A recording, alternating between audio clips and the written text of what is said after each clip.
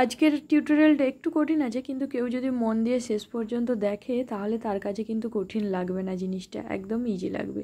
আমি পুরোটা একদম ধরে ধরে করেছি এবং পুরো কোনো স্কিপ করিনি, আমি পুরোটা দেখিয়েওছি।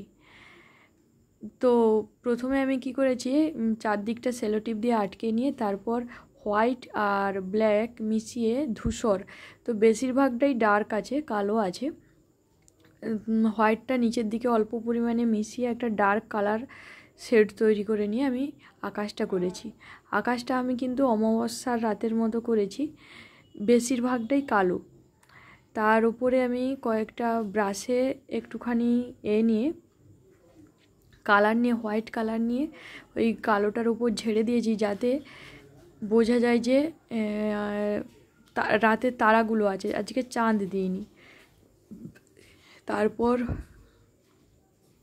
নদীর কালারটা করে নিয়েছি, সমুদ্রের ঢেউগুলো পাড়ে আছড়ে পড়েছে সেরকম একটা ক্রিয়েট করার চেষ্টা করেছি।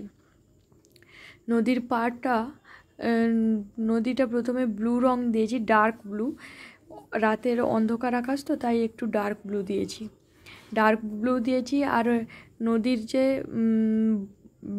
সি বিচটা যেটা, তাতেও আমি কিন্তু গ্রে কালার দিয়েছি, মানে ডার্ক গ্রে, যেটা ব্ল্যাক আর হোয়াইট এই দুটো মিশিয়ে দিয়েছি, বেশিরভাগটাই গ্রে আছে।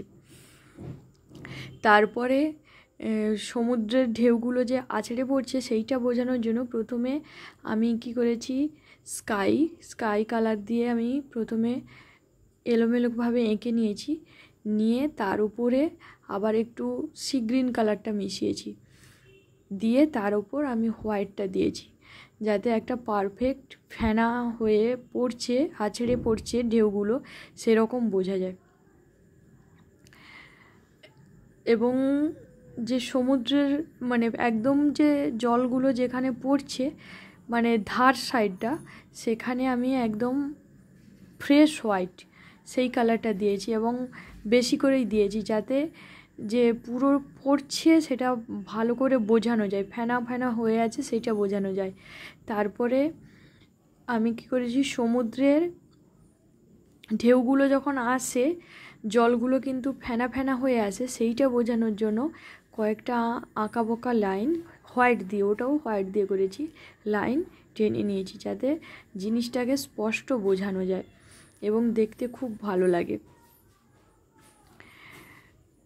তো আমি এইগুলো করার জন্য ফ্ল্যাট ব্রাশ আর রাউন্ড ব্রাশ ইউজ করেছি, আর কালারটা হচ্ছে অ্যাক্রিলিক কালার ইউজ করেছি। এই যে পুরো লুকটা কেমন হয়েছে অবশ্যই কমেন্টে জানাবেন।